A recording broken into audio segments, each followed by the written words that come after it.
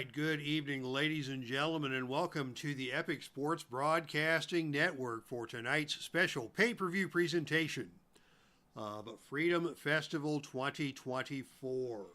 Hello, fans. My name is Dave Little, and we are coming to you live from the Dave Cave with action from the Ervin J. Nutter Center in Dayton, Ohio, the building where Heartland Championship Wrestling was born all the way back in the year 2006.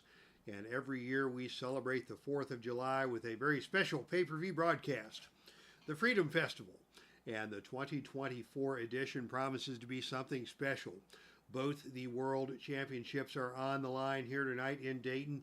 In our main event, it will be the new NWA World Heavyweight Champion Barry Windham in his very first title defense against Bobo Brazil. We'll also see a slew of grudge matches here tonight as there are scores to be settled from all around the Heartland. As we say hello to first in line, as always in the chat, is Neil Lau. Welcome, Neil. Jay Randus, welcome. And Michael Brada, good to see you as well, my man. So let us get things started here in the Epic Sports Broadcasting Network for Heartland Championship Wrestling's presentation of the 2024 Freedom Festival.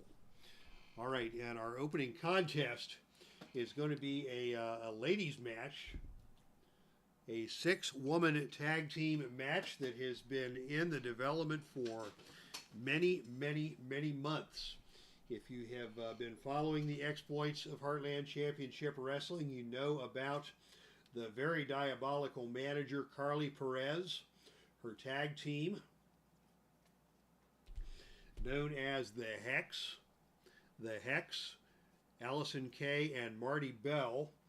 And Carly, of course, uses that mysterious mystic stone for some sort of mind control, and she managed to take control over a young lady wrestler by the name of Sage Hale.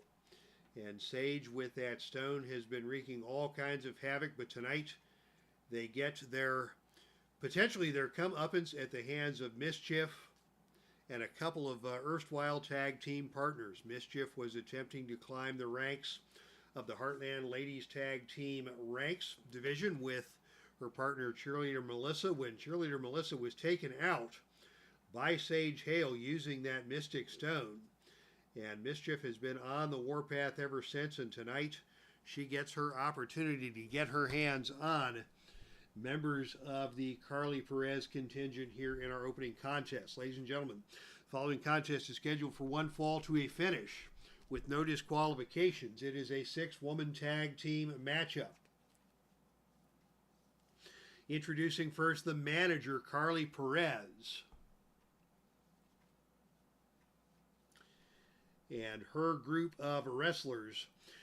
Standing at 5'10", weighing 150 pounds from Detroit, Michigan, this is Allison Kay. She is accompanied by 5'5", 130 pounds out of New York City, New York, Marty Bell, and their tag team partner from Hales Corners, Wisconsin, 5'4", 130 pounds. This is Sage Hale. Sage, of course, the twin sister of Briar Hale. The Hale twins had been wrestling together as a tag team until Sage Hale was lured away by the mysterious mystic stone and the powers of the alluring Carly Perez. And we have not seen Briar Hale, her sister, since that time. But their opponents are here tonight seeking retribution and seeking to gain control over this bizarre situation. Introducing first from the Inferno. She stands at 5'7", weighs 137 pounds. This is Mischief, your soul's tormentor. And her tag team partner from a future of Babes versus Robots. She stands at 5'8", weighs 170 pounds. This is Heidi Howitzer. And their tag team partner from the Subspace Division. Standing at 5'6", weighing 145 pounds, this is Sandra Moon. Of course, Sandra Moon and Heidi Howitzer were rookies in training recruited by Mischief to be part of this mission, as Mischief needed reinforcements upon the loss of her tag team partner.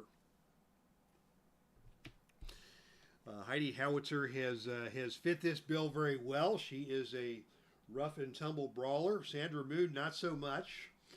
Sandra Moon, more of a happy-go-lucky sort. And she has, I don't want to use the term weak link, but her propensity for aggression is not nearly matched by what is expected from Heidi Howitzer and Mischief. And if you get a chance to check out some independent wrestling on YouTube, both of these performers very entertaining. So do check them out, as we are now ready for our opening match here in the Dave Cave. Grudge dice will be in effect. And let's see, Derek Bauman is here. Salvador America, Al, Red Sox fan. Good to see you, my man. And Kathy Evans. So yeah, thanks for everybody for joining us. Got off to a little late start tonight, as I wanted to catch the 5th anniversary celebration show for our good friends at the Digital to Dice podcast. Enjoyed spending some time with Dave Gardner and Ron Juckett. And now the time has come for Heartland Wrestling from the Dave Cave. We are ready to roll.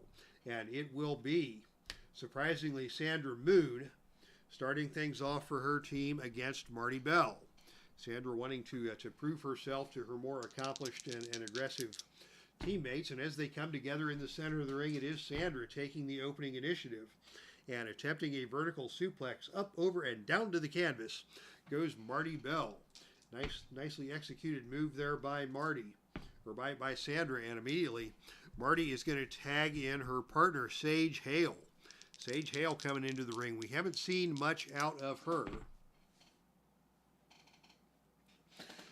But it is Sage Hale coming in with a headlock on Sandra Moon and taking Sandra Moon right down to the canvas. And now a sliding flatliner delivered. Good looking move there by Sage Hale. Knocks Sandra Moon down to the canvas. Sandra is down, and Sage Hale trying for a big suplex. Up, over, and down to the canvas. Both ladies scrambling to their feet now. Coming back together in the center of the ring. And as they come together, oh, it is a slap to the face. Delivered by Sandra Moon. Sandra not very happy about that. And Sage quickly going to tag out to her partner, Allison Kay, the big bully of this group. As Sage got the dander up of Sandra Moon and then decided to beat feet. And now Allison takes Sandra Moon down and locks her into an ankle lock. Ankle lock applied by Allison Kay. Sandra Moon in some trouble here. And now Allison with a stunner. As Sandra Moon got to her feet, Allison put her down onto the canvas and put her down hard. Allison following that up now with a fade to black. This is a +2 finisher. On a roll of 5 or lower, will have a finish, and Sandra Moon is able to escape from that predicament. But Allison stays right on top of her and just pitches her out of the ring and down to the arena floor, and here we go. Sandra Moon not one taken to brawling on the arena floor, but on a roll of 4. How about that? It is Sandra Moon winning the brawl on the arena floor. And smashing Allison Kay with a backdrop onto the announcer's table. So good move there by Sandra Moon to take control of this situation as they come back into the ring. Sandra goes for the snake eyes and just dumps Allison Kay face first onto the turnbuckle. Sandra now making the tag to her partner, the ever-dangerous Heidi Howitzer. Heidi coming in now against Allison Kay with a whip to the turnbuckle. Thought better of that. And instead, she is going to roll up and hit the VADER bomb. But the VADER bomb is not going to happen. As Allison Kay ducks out of the way of that one, Heidi missed everything. Allison coming back now with the silencer. Again, Allison going for the quick pinfall. The pin roll here 4 or lower, and Heidi is able to kick out. But Allison exerting herself. Probably the most experienced wrestler in the match, her and Mischief, of course. And now Allison is going to go up to the top rope for a death jump. Death jump coming up here by Allison Kay. As Heidi's slow to get to her feet, and on the roll of 8, it is a flying clothesline off of the top rope delivered by Allison Kay. And now Allison is going to call upon her partner, Marty Bell, to come in and do a little a little double team action, and it is a deadly face-first double suplex that takes Heidi Howitzer down to the canvas. Marty Bell going for the pin roll. The pin roll here is 6 or lower, and on a roll of 7, Heidi is able to kick out. But the match continues, and Marty now has taken control. Philip Reynolds joining us in the chat room. Welcome to you, Philip, as Heidi comes up with a headbutt. And Heidi took the headbutt, got to her feet, and Heidi comes back and catches Marty Bell coming in a bear hug. Bear hug applied. Marty going to try and get out of the ring, unable to make the tag. Heidi will tag in Mischief. And now Mischief is in the ring and in control against Marty Bell. Mischief goes right to the gates of hell, too, dumping Marty Bell face first onto the canvas. Mischief letting out a big scream as she maintains control and just hits Marty Bell right between the eyes with a big headbutt. Marty is staggered. But it is Marty who is going to come back with a running bulldog and just dumps Mischief with a running bulldog. And Marty now going to tag out, and back into the ring comes Allison Kay. Allison Kay and Mischief, the two principals in this feud, now in the ring, and it is a stunner delivered by Allison Kay to Mischief. Mischief not able to get to tag herself out as Allison takes control and nails Mischief with a big running boot. Allison quickly going for the pin roll. Snake Eyes will be the cover. Oh, she's going to get the cover here unless we can get a pin save out of Sandra Moon. And on a roll of 7, she can't get there. Mischief has just been pinned by Allison Kay after a big running boot. Flash pin scored by Allison Kay. Surprisingly fast. Mischief seemed to have the momentum there after tagging in. But that is going to be a flawless victory in essence for Carly Perez and her team.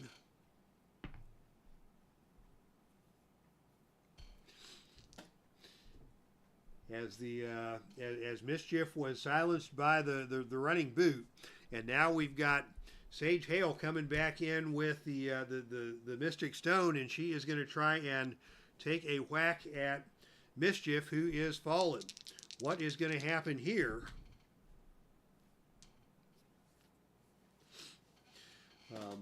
The opponents have been distracted, and so Sage Hale is going to clock Mischief with that Mystic Stone.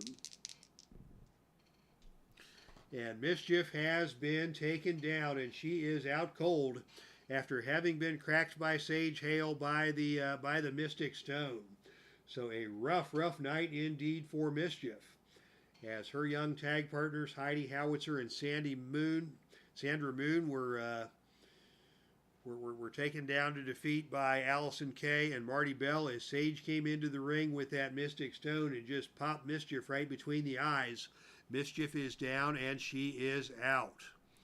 So a tragic ending of the first match for Mischief, as the diabolical team of Carly Perez and all of her minions have won the victory in this opening contest, and Mischief is left laying out cold in the center of the ring. All right, one match down and a number of matches yet to go.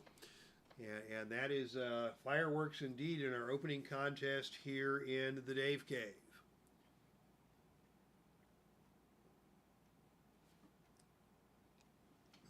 And with a quick drink, we are now ready to continue with another very controversial grudge match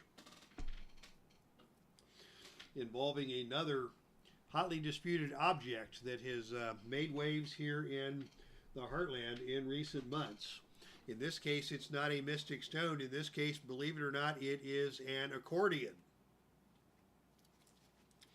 For a number of months, we have seen a very popular musical trio emerge with Rowdy Roddy Piper, Big Van Vader, and Mark Henry. And of course, Percy Pringle III has joined in. Piper, of course, plays the bagpipes. Vader with the lead vocals. Mark Henry on the accordion. And Percy Pringle III is your beatboxer for this band, but this band has come under unwanted criticism by none other than manager Gary Hart, who criticized in particular Mark Henry's accordion playing. And my goodness, if you want to launch an insult against a man that would lead to a blood feud, just try insulting his accordion skills and see what happens. The consequences will be severe. The great Malenko was initially the man who took up for Gary Hart. Gary Hart subsequently brought in the Road Warriors. And so the Road Warriors and Great Malenko set to do battle. And if the Roddy Piper team loses, Mark Henry will be forced to surrender possession of his accordion, and that will be the end of the musical stylings of the band formerly known as bagpipes, body slams, and beatboxing.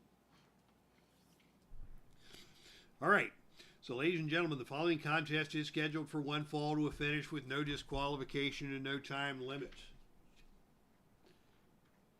And the winners of this match will get possession of the accordion.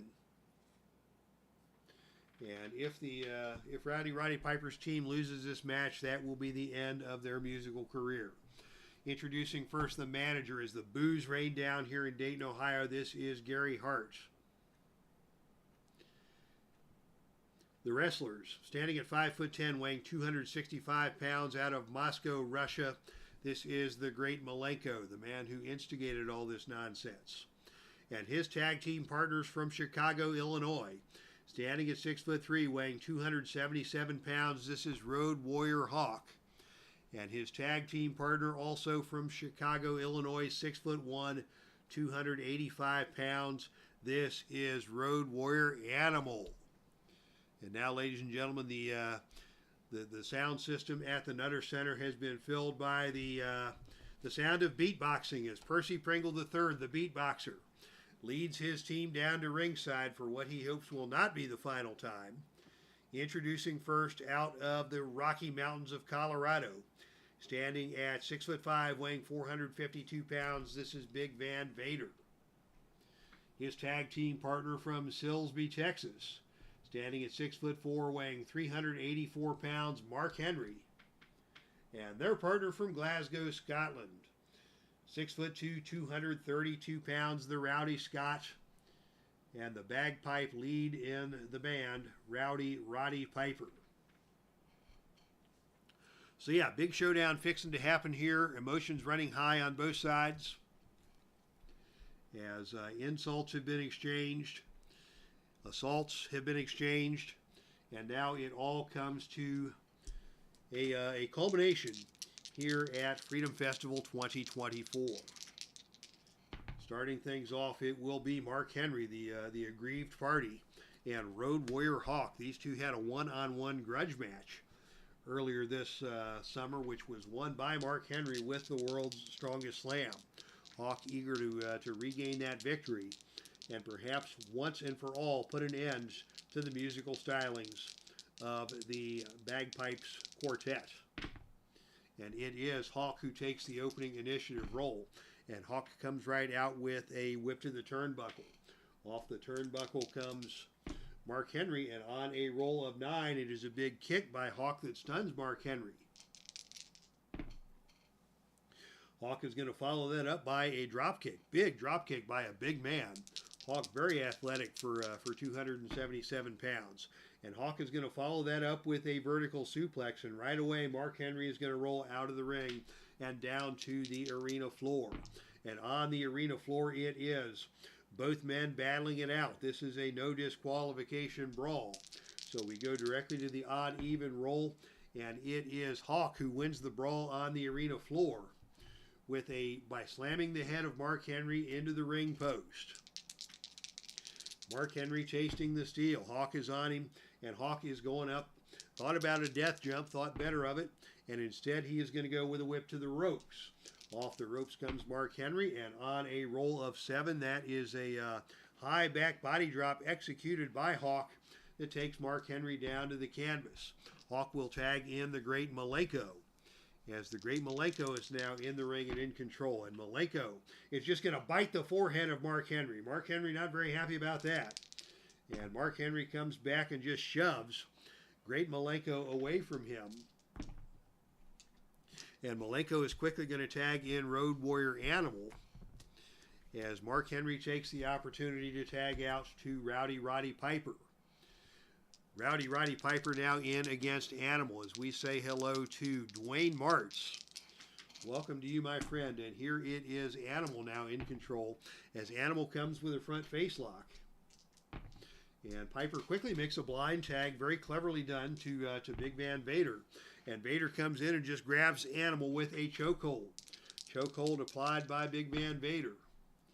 What's he going to do now? He is going to come back with a whip to the turnbuckle. Off the turnbuckle comes Road Warrior Animal, and it is a big kick from Vader that stuns Animal. Vader in control, and Vader now going for a big clothesline. And he nails Animal with that big clothesline, but Animal does not leave his feet. They are squaring off in the center of the ring. What's Vader going to do now? He is going to catch a front chancery on Animal and try to take Animal down to the canvas. These two big men essentially at a stalemate in the center of the ring, and now here is Vader with a whip to the turnbuckle. Off the turnbuckle comes Road Warrior Animal, and on a roll of 6 it is Animal lifting a knee to the head of Vader as Vader charges in. Vader is stunned, and Animal now takes control. Animal quickly goes to a flying shoulder ram. Very nicely done. Animal's going to go for a quick cover, but Vader quickly kicks out of that one, and the match will continue. Animal now in control after that big move on Vader. He is going to pitch Vader out of the ring and down to the arena floor, and here we go again.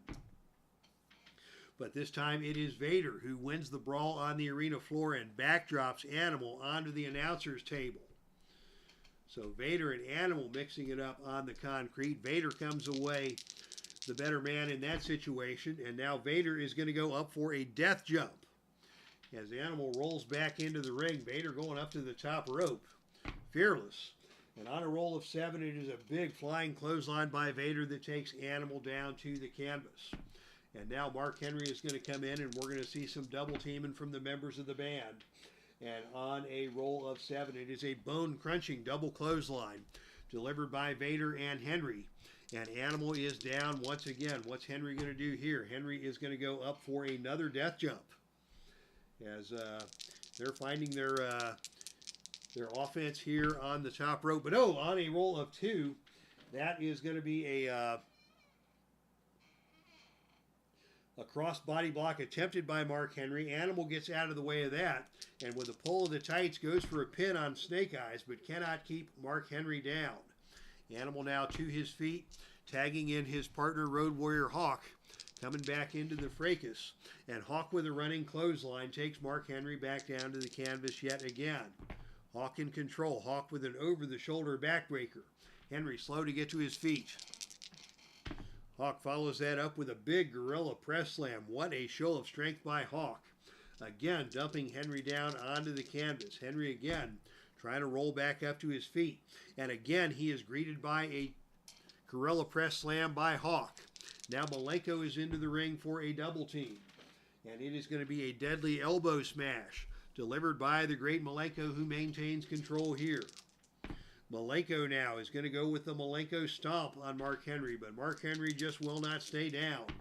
Malenko stays on him, tries for a big body slam, and this time Henry goes down and stays down. That looked more like a hip toss than a body slam, but it got the job done.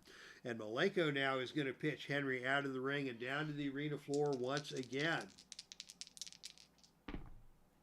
We'll not see any shenanigans as of yet, but on a roll of 10, it's going to be the foreign object roll as Malenko comes with a baseball bat and just takes out Mark Henry with a baseball bat. Henry being beaten down here by the great Malenko as Gary Hart cheers him on.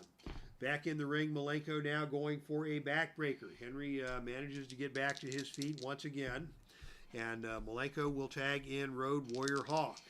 Hawk and Henry now at it again. And now it is Malenko and Hawk teaming up on a double clothesline against Henry that takes Henry out of the ring once again and down to the arena floor. And now we're going to see some shenanigans as we are out of the ring again. It's going to be ringside mayhem. Mark Henry on the arena floor. It's going to be the foreign object roll. And on the foreign object roll, we go to the gut check. And the gut check roll is won by Road Warrior Hawk. So Road Warrior Hawk gains control of the baseball bat, and Mark Henry takes another slug from the baseball bat, and that is going to cost Mark Henry another point of fatigue. Henry taking a beating here. Hawk stays on him. Another over-the-shoulder backbreaker, and Henry is out of the ring once again, and we're going to see more ringside mayhem shenanigans. It is escalating here between Hawk and Mark Henry, and now there is going to be a table involved. A table involved. And on a roll of 9, it is a table set up on the arena floor. And again, we go back to the gut check roll. It's Henry. It's Hawk.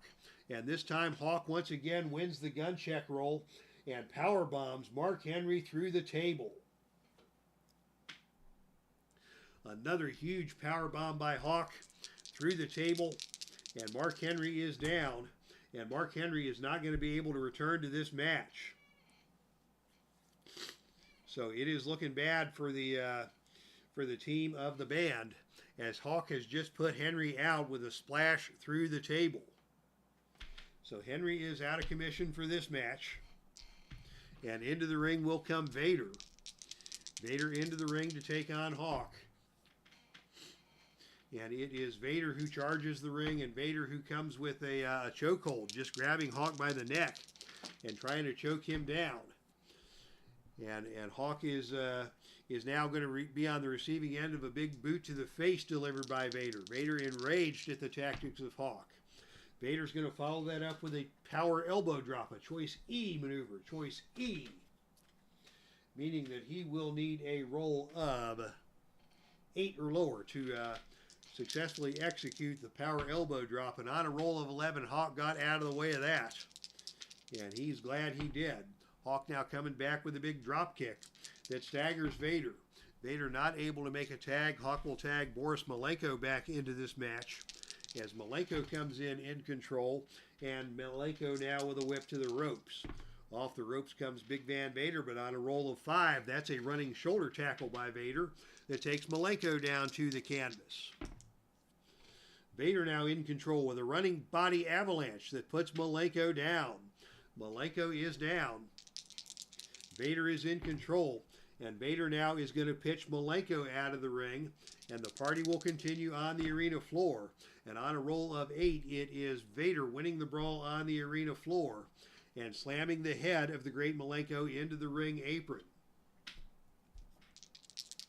So Malenko has been caulked on the ring apron, and now a released powerbomb coming up by Vader. That is a +2 finisher. The pin roll here 5 or lower. And on a roll of 8, Malenko is able to kick out. Here comes Roddy Piper. It's going to be double team time for the band, but on a roll of 11, that's a botch. As Vader tries to hold Malenko, Piper comes off the ropes, and Malenko ducks away, and it is a collision between Piper and Vader. And Vader now is staggered, and Malenko to his feet, able to take the offense with a whip to the turnbuckle.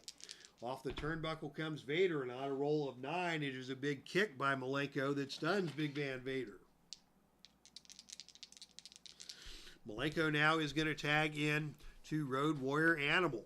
Animal coming back in against Vader. Animal is in control, and he goes back to the blatant choke. But Vader reverses that right away, and Vader with a big front slam takes Animal down to the canvas hard. Animal down and hurt.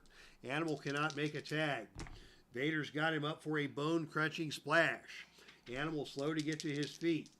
Vader stays on him. Vader with a big front slam, and now it is Animal who's going to leave the ring and go down to the arena floor. And on a roll of 12, that is an annihilating move by Big Van Vader. On the arena floor, Vader Irish whips Animal into the ring steps. Animal hits hard, and Animal is going to absorb a point of fatigue for that. And he is going to try to get back into the ring as Vader now is in control. And Vader now with a release powerbomb. That is a +2 finisher. The pin roll here is 5. On a roll of 8, Animal is able to kick out. And the match will continue. But Vader is going to stay on the onslaught now with a Vader bomb. Vader bomb delivered. The pin roll now again is a 5. And with that, Gary Hart is going to get involved. Gary Hart will get involved here.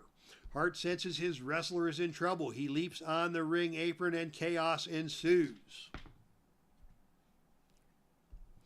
And it is going to be Animal taking over on the distraction.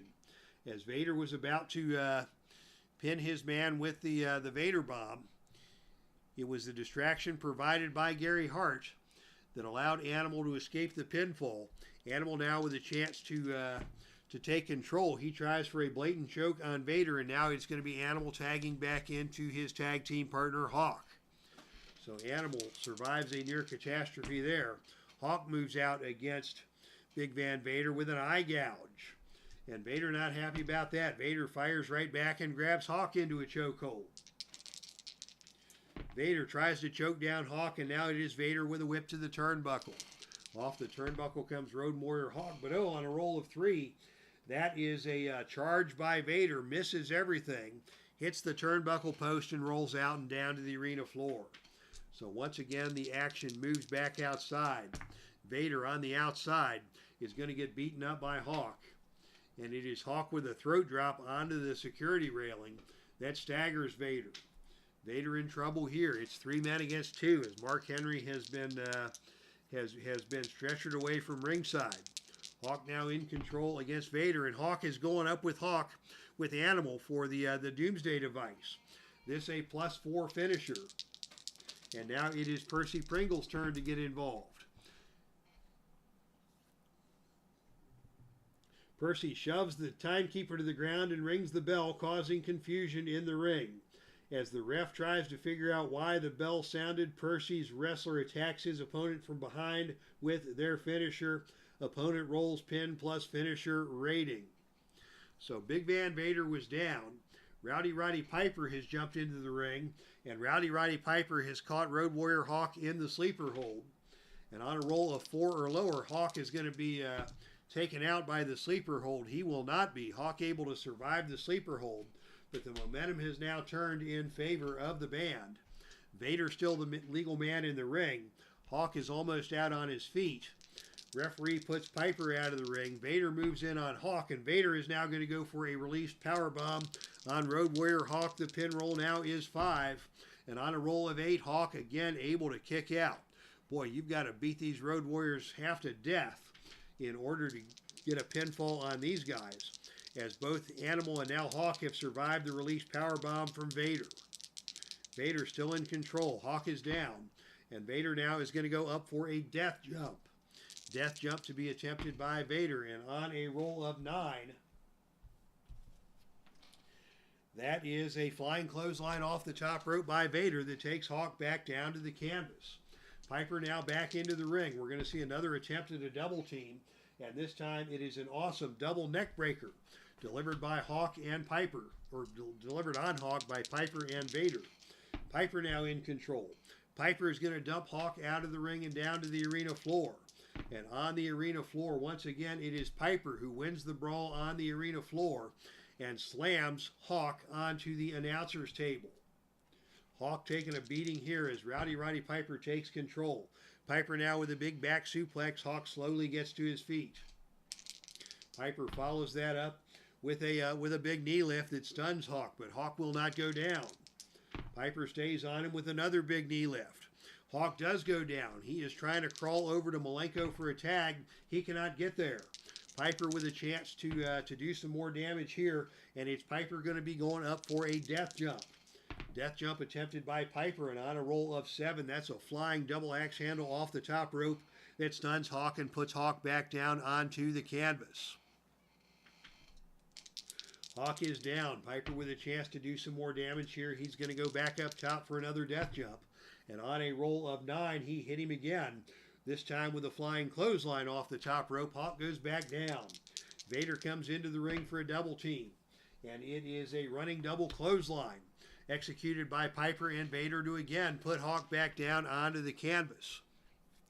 And now we are going to see Hawk's tag team partner Animal try to intervene here. And on a roll of 6 on our tag team interference chart, the referee puts the opponent's partner out of the ring. You take advantage of the distraction and maintain control on offense. So Vader still on offense against Road Warrior Hawk, as Animal was unable to come to his assistance. And now it's Vader with a whip to the ropes. Off the ropes comes Hawk, and now it's a big backdrop delivered by Vader on Hawk that takes Hawk down to the canvas. Vader back in control. Vader now going to go for a running body avalanche on Hawk. Hawk is still stunned and still trapped in enemy territory here. Vader and Piper go for the double team. It's an awesome double neck breaker, and down to the canvas hard goes Hawk on the double team. And the band played on. Piper now going up for a death jump again. Piper comes off, and oh, it's a perfect cross body block. Piper goes for the cover. The pin roll here is 4. And on a roll of 8, Hawk able to kick out, but just barely. As Piper maintains control, and now it's Piper with a big back suplex, taking Hawk down to the canvas. Piper stays on him with a big knee left. Hawk maintaining his feet. And now it is Roddy with a whip to the ropes. Off the ropes comes Hawk, and on a roll of 8, it's a big backdrop executed by Piper that takes Hawk back down to the canvas. Tag back into Vader. Another double team coming up, and this time it is a deadly elbow smash delivered by Vader. Hawk is still staggered. Vader stays on him, whip to the ropes. Off the ropes comes Hawk, and Vader now with a big running clothesline puts Hawk back down onto the canvas. Vader follows that up with a power body slam, and Hawk is down. Hawk desperately needs to make a tag. And Hawk finally able to make the tag to his partner Boris Malenko. And now Malenko comes into the ring against Vader. And Malenko is going to try for a kick to the stomach. That is a choice C maneuver. He's going to need an agility roll of 7 or lower to hit that. And on a roll of 8, his attempt is unsuccessful. And it is Vader who comes back with a power body slam that puts Malenko down on the canvas. Vader stays on him now with another power body slam. Vader goes for the cover. The pin roll here is a 4. And on a roll of 5, Malenko barely gets his leg over the bottom rope, and the match will continue. Can Vader pull victory out of the jaws of defeat here? It's a big suplex. Malenko slowly getting to his feet. Vader stays on him with a big front slam. Malenko, Vader, both men worn out, trying to get to their feet. Vader is first to his feet. Another power body slam, and Malenko is down. Vader's going to stay on him, and Vader is going to go with a big suplex. Malenko slowly getting to his feet. Vader will tag in Roddy Piper to come give him a break, and it's Piper with a whip to the ropes. Off the ropes comes the great Malenko, and on a roll of 5, it's Malenko with the running body tackle that takes Piper down, and now a forearm to the back. Malenko stays on it, whip to the ropes. Thought better of it. Instead, it's going to be just an eye poke. A good old-fashioned eye poke by Malenko to Piper.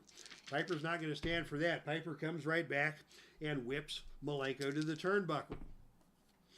And off the turnbuckle comes Malenko. He grabs the arm of Piper for the reversal. And now it is a big kick from Malenko that stuns Roddy Piper. And now a big body slam delivered by Malenko onto Piper. Piper is down. Malenko getting it done here with a backbreaker.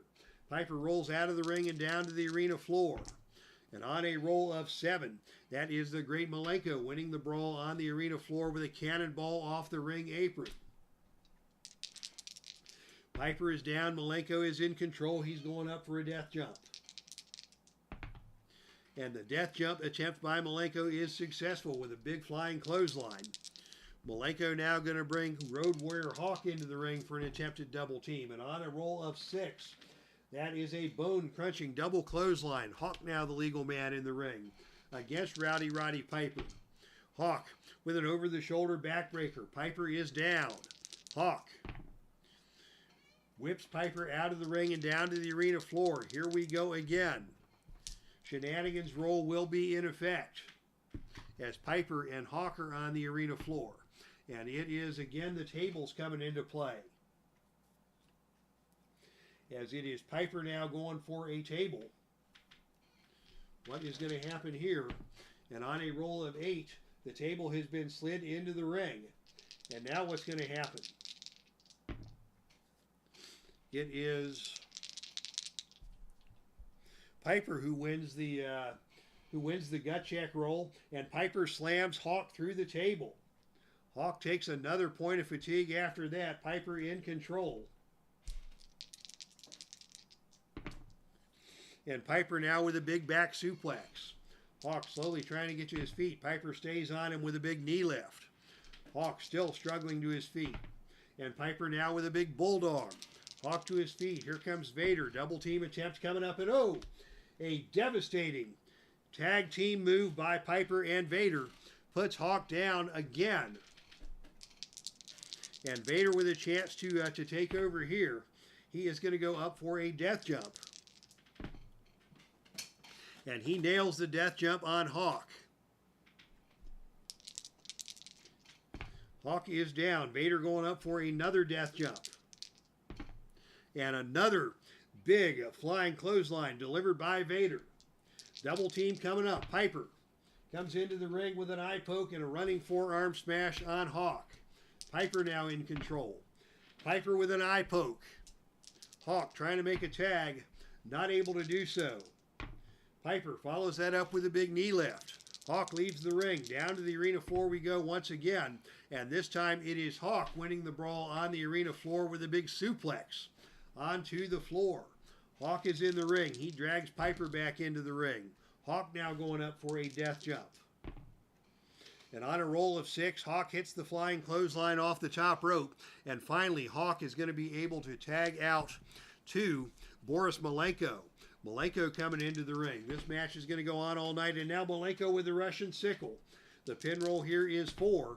And on a roll of 6, Piper able to kick out. A wild one here in Dayton, Ohio. Malenko stays on him with a backbreaker. Piper looks to his hurt mechanic. And oh, Piper pulls out a foreign object. Piper hits Malenko right between the eyes with a broomstick on the reversal. Malenko is down. The pin roll here 5 or lower. Malenko kicks out. But Roddy Piper with a foreign object out of nowhere. Piper now with a back suplex. Malenko leaves the ring. Malenko gets beaten up on the arena floor by Piper as Piper rams the back of Malenko into the ring apron. And as we all know, the ring apron is the hardest part of the ring. Piper in control. Malenko down. Piper going for a swinging neck breaker and a cover. The pin roll here is 6. And on a roll of 5, he may get him if Animal can't make the save. And he can't make the save. How about that? Roddy Piper with a swinging neck breaker has pinned Boris Malenko after an unbelievable brawl. All 6 men. Mark Henry was busted open, injured. But his tag team partners fought on, and Roddy Piper able to pin the great Malenko with a swinging neck breaker. Victory for the team of body slams, bagpipes, and beatboxing. And the fans here in Dayton will celebrate with an impromptu concert by Piper and Vader, as Percy Pringle now is going to take his try at the accordion. And how about that? Who knew that Percy Pringle could play the accordion and beatbox simultaneously as the celebration goes on here in the Nutter Center? All right, big brawl there, as we would expect at Freedom Festival 2014, where grudges are settled every year. Pops Reviews has joined us, and David Cheslinski. Yeah, it was great to be part of the Digital to Dice show. Kamala is here. Thank you, Kamala, for joining us. And we are now ready for another match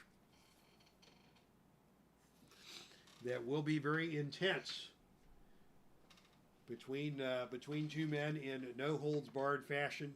No love lost between these two, either historically or in the annals of Heartland history.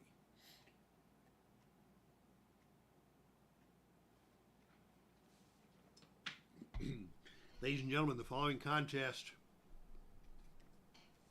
Scheduled for one fall to a finish, no holds barred. And no disqualification.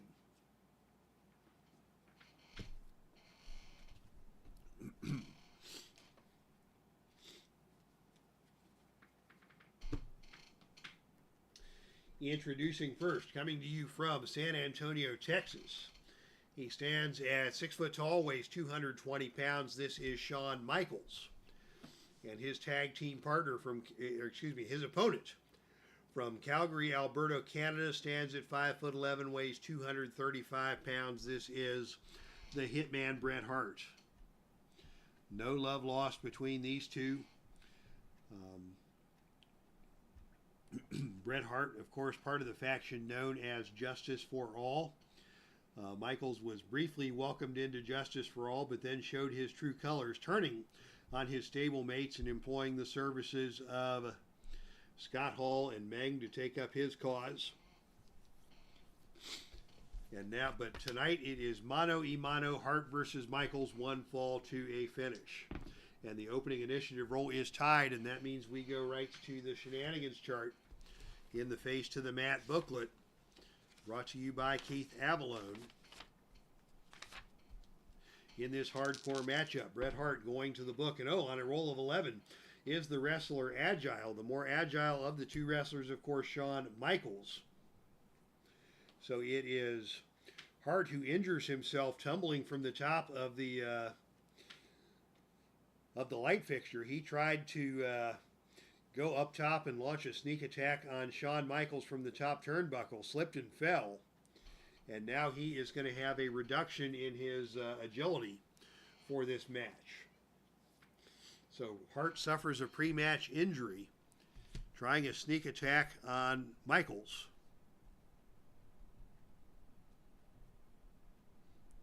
Courtesy of the Face to the Mat booklet. So it'll be Michaels starting things off with a whip to the turnbuckle. Off the turnbuckle comes Bret Hart. And on a roll of 8, it is a big kick by Shawn Michaels that stuns Bret Hart. Michaels in control. Michaels now with a flying forearm. And that knocks Bret Hart down to the arena floor. On the arena floor, it is Bret Hart coming back, fists and fire. Fisticuffs on the arena floor. We go right away to the Out of the Ring Again book. And it will be tables coming into play once again. Tables in play. As Bret Hart goes right to the table. Table in the ring. Excuse me, it's Michaels who's going for the table in the ring. And on the gut check roll, it is Michaels who wins the gut check roll, and he slams Bret Hart through the table. Another table in the ring, another catastrophic outcome. As Hart has already been slammed through the table, Michaels pitches him out of the ring yet again. And on the arena floor, it's Michaels with a foreign object. Knitting needles. Oh my goodness, knitting needles in play. Shawn Michaels sweet-talked a lady in the audience out of her knitting needles and just jabbed those into the side of the face of Bret Hart. This match has turned ugly already. Michaels now going up for the death jump.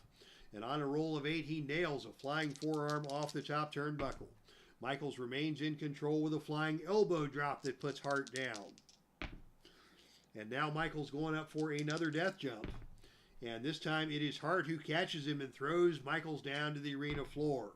Hart follows that up with an elbow drop off the second rope. And these two are going at it. Hair pull and punch delivered by Bret Hart. Just slugging Shawn Michaels in the side of the face. I bet that had to feel very satisfying given the animosity that Bret Hart holds for this man. And now it is Hart going for a knee to the stomach. He'll need a roll of 8 or lower to hit that. He hits that. And Michaels has been hurt. Hart stays on him. Whip to the turnbuckle. Off the turnbuckle comes Michaels, and this time it's Michaels with a flying forearm off the turnbuckle that stuns Bret Hart. And now a Hurricane Rana delivered by Michaels sends Hart tumbling out and down to the arena floor yet again. Hart this time on the offensive. Wins the brawl on the arena floor and slams the head of Shawn Michaels into the ring apron. Hart follows that right up with a big superplex. Michaels goes down. Hart stays on him. Whip to the turnbuckle. Off the turnbuckle comes Michaels, and Hart nails him with an incredible neck-breaking clothesline. Shawn Michaels goes down, and Hart is going to go right to a stomp to the midsection. That may have been a little lower than the midsection. Judging by the reaction of Shawn Michaels, Hart stays on him with a backbreaker, down across the knee hard. Hart showing his wrestling skills here. Reverse atomic drop, but oh, Michaels got out the back door of that one, and Michaels comes back with a reverse atomic drop of his own, and Hart now is stunned. Michaels on him with a drop kick. Both men get to their feet. Michaels goes after him with a attempted sleeper hold, and he is able to get the sleeper hold in place. Hart is taken down to one knee. Michaels follows that up with another big flying forearm, and Hart goes down. Michaels now going for sweet chin music. The pin roll here is 5 or lower, and on a roll of 10, Hart able to kick out. Michaels stays on him. Michaels with a moonsault body press.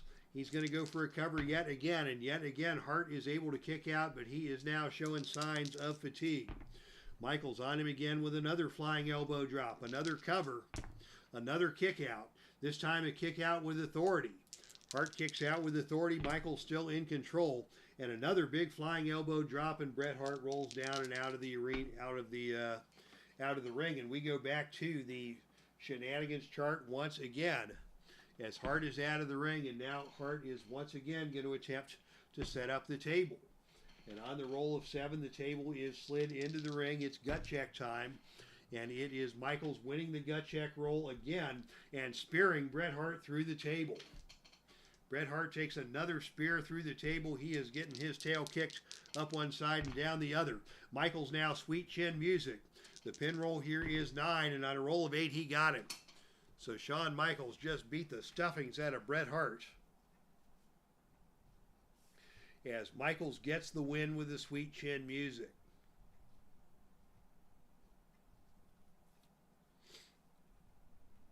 So congratulations to Shawn Michaels. He is cocky, and his ego is running wild here in this situation, as he is taunting Bret Hart. Bret Hart is down. Members of Justice for All trying to come to the ring to offer their condolences, but Hart has just been utterly humiliated here in this contest. So a bad night indeed for one Hitman Bret Hart, as Shawn Michaels takes him down decisively.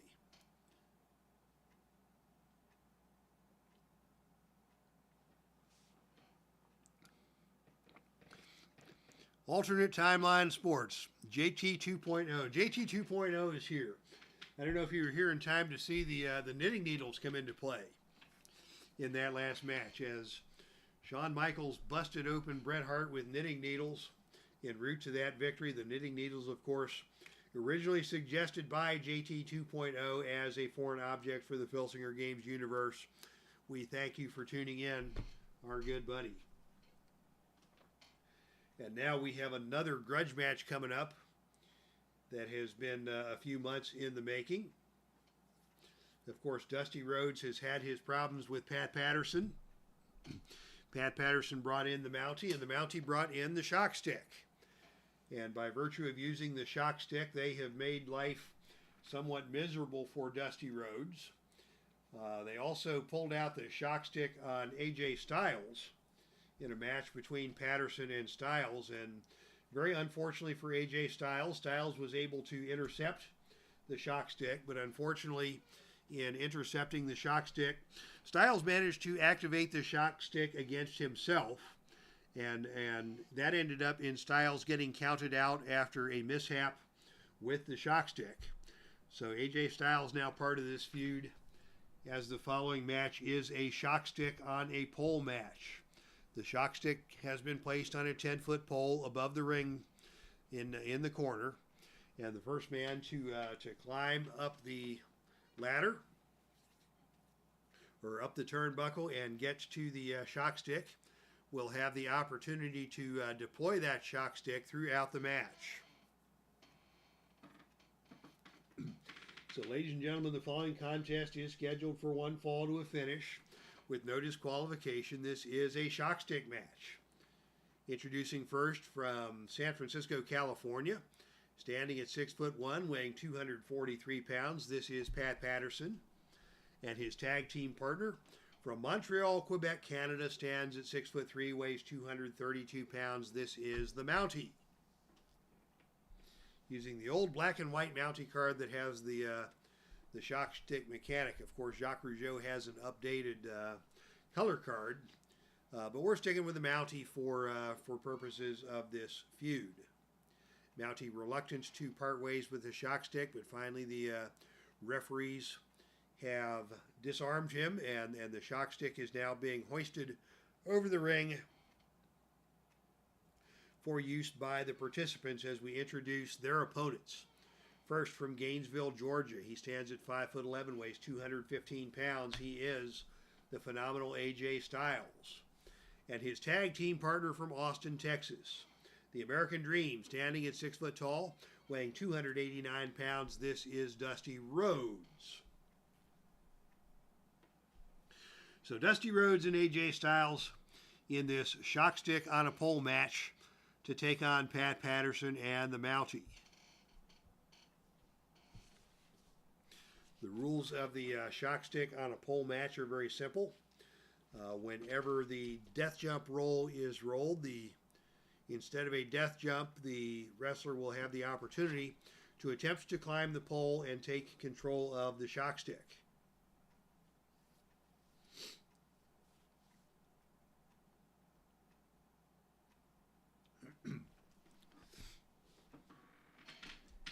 And starting things off, it will be Dusty Rhodes and the Mountie to get things started in action here. And it is the Mountie who takes the opening initiative role and comes out with a snapmare, taking Dusty down to the canvas. And Mountie is going to attempt a big splash, and he splashes his body down onto Dusty Rhodes. Mountie maintains control, and now Mountie rolls Dusty over into a Boston Crab. That is nasty. Mountie with some good-looking technical offense here to start things off.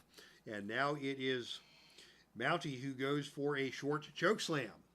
Tries for the cover. The covers don't count here, but the pin roll does. The fatigue does count, and with that short choke slam, Mountie hits Dusty Rhodes with the first point of fatigue of the match, and now a big pile driver. And Dusty is going to leave the ring and go out down to the arena floor. But on a roll of 9, it is the Mountie who wins the brawl on the arena floor and is able to Irish whip Dusty Rhodes into the ring steps. Dusty making his way back into the ring, but he has got a double team coming up as Patterson and the Mountie will attempt the double team. And on a roll of 4, that is a big double team move, a running double clothesline that sticks another point of fatigue onto Dusty Rhodes. The popular Atlantic heavyweight champion is down, and Pat Patterson now with a chance to do some damage here. And Patterson is going to go up for the, he's going to try to climb the pole as Dusty is down. And on a roll of 11, you execute a big move on the opponent, grab the pole, climb the pole, and grab the shock stick. So Pat Patterson now has the shock stick. And whenever he hits a finisher, that will actually be a shock stick plus 5. So Rhodes is down. Patterson has the shock stick. And now instead he's going to go for a figure 4 leg lock. This is an add 1 maneuver. As Patterson has got the figure 4 locked in, he hands the shock stick over to the Mountie. Mountie ready and waiting as the tag is made. And Mountie is now in the ring and with the shock stick. And Mountie with a big splash on Dusty Rhodes. Mountie follows that up with a big drop kick. That's a choice E maneuver. Choice E, so he will need a roll of 10 or lower to hit the big drop kick, and he nails it. And now he's going to go for the shock stick. That is a plus 5 finisher. AJ Styles is going to try and prevent that. And on a roll of 2, AJ Styles comes off the top rope and takes out the Mountie with a flying forearm to interrupt the application of the shock stick. The shock stick rolls away as AJ Styles saved his partner from being shocked. The shock stick is down in the ring. There is chaos in the ring. Compare the ring ratings of the offensive and defensive wrestlers. They are both B, as it is Styles who is involved. Roll 2 dice.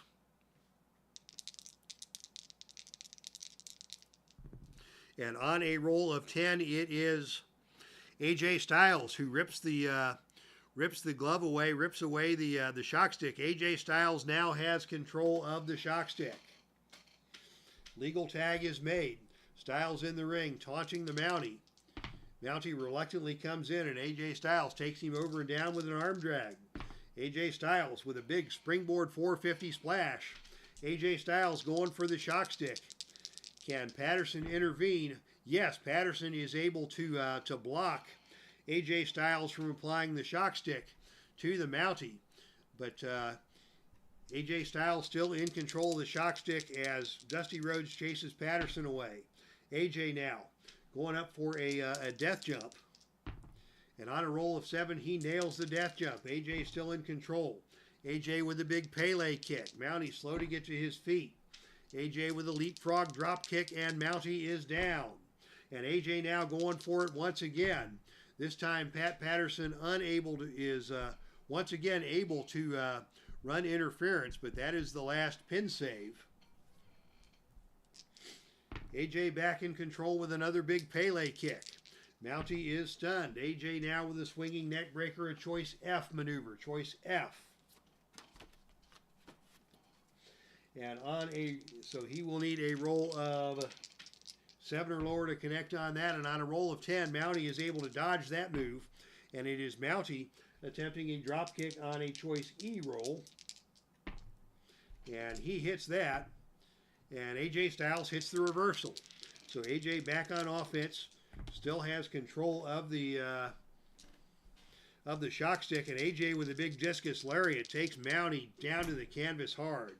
AJ with a whip to the ropes. Off the ropes comes Mountie. AJ drops down. Mountie comes back the other way, and AJ knocks him down with a running shoulder tackle. AJ now with a spiral tap. That's an add 1 maneuver. Point of fatigue to the Mountie. AJ follows that up with a springboard 450, and now he goes to the shock stick. Bzz, bzz, bzz.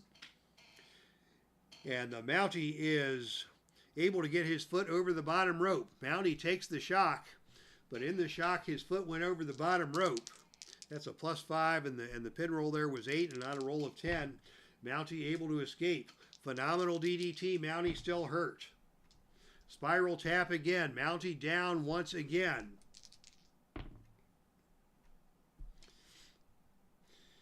And Styles takes him out of the ring. And now Styles with a big suicide dive over the top rope. Mountie is down, and Styles is going for it again. This time the pin roll is 10, and on a roll of snake eyes, he got him. So AJ Styles gets his comeuppance, blasting Mountie with a shock stick for the victory for his team. So the buzzer sounds as the Mountie lies on the canvas, shaking and turning and tossing as AJ Styles covers him up. And this match ends in victory for the team of Dusty Rhodes and AJ Styles. All right, we have been going at it for an hour, and we have reached the halfway point of this show. 4 matches down, 4 to go. It's been kind of a crazy opening set of matches. And now the mood is about to turn, because things are going to get, stuff's about to hit the fan here at Freedom Festival 2024. There's no, we've seen some gimmick matches. We've seen the accordion in play, the shock stick. We've seen some, some more animated styles of feuds. This next feud is going to be a war. No doubt about it. These next 2 grudge matches are going to be intensity personified.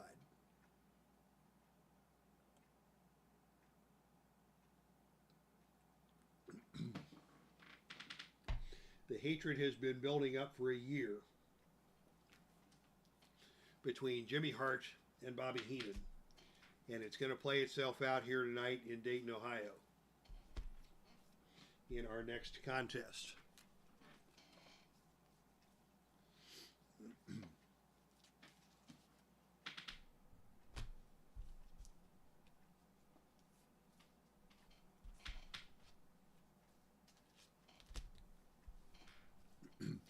Ladies and gentlemen, the following contest is scheduled for one match to a finish.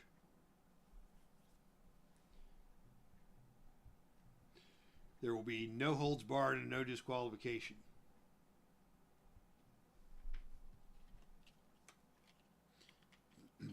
Introducing first, accompanied to the ring by the Mouth of the South, Jimmy Hart. These men represent the proud faction known as Whatever We Want. From the great state of Minnesota, standing at 6'1", weighing 256 pounds, this is Ole Anderson.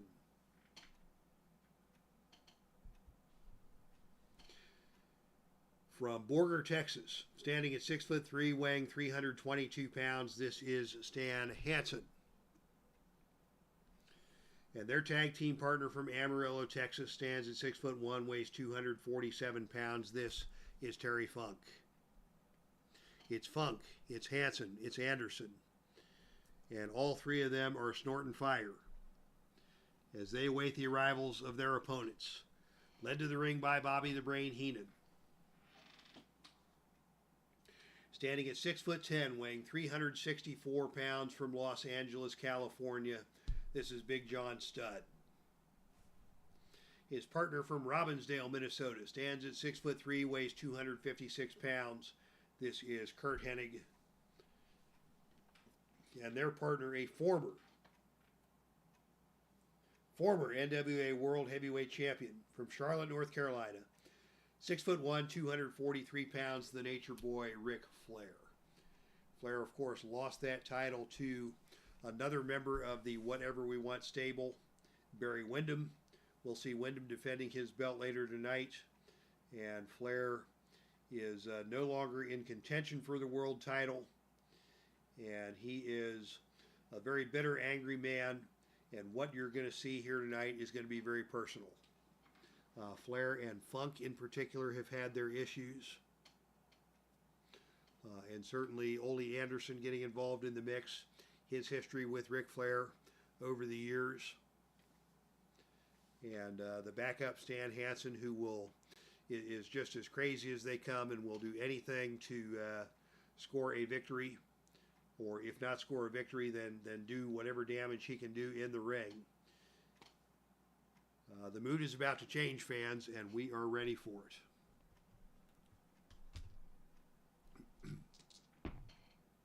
It will be Big John Studd and Ole Anderson to start things off in this bout, as Heenan and Hart stare daggers at one another from opposite sides of the ring. They come to the center of the ring, and it is Big John Studd who takes the initiative. And it is Big John Studd who is going to attempt a throat drop on the ropes. He will need a roll of 8 to accomplish that. And on a roll of 8, Big John Studd just lifts Ole Anderson up and dumps him throat first across the ropes. And immediately Ole is down. Ole cannot get over and make a tag as Big John Studd has taken control. And Studd now is going to go for a double arm suplex. This is a choice H maneuver. Big John Studd is not a death jumper. So instead he'll use the agility option. He'll need 9 or lower. And on a roll of 4, he is able to get the double arm suplex. And Ole Anderson is hurt. Studd stays on him with a big clothesline. Ole remains hurt. Studd tries for a big headbutt. That's an agility move. And Ole Anderson is able to avoid that. And it is Ole who comes back with a whip to the ropes.